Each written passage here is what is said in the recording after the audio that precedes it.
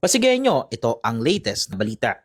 Sinimulan na ng Meralco ang taunang pagpapailaw ng kanilang Christmas light decorations noong November 30 at opisyal itong binuksan sa publiko simula December 1 mula 6 p.m. hanggang 10 p.m. kada gabi.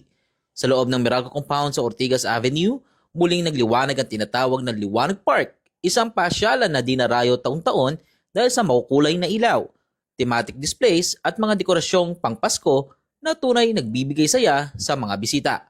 Bukod sa libre ang entrance, may libreng rides din para sa mga bata. Kabilang na ang train o trambia, isang makalumang sasakyan na sumikat noong 1930s sa Maynila.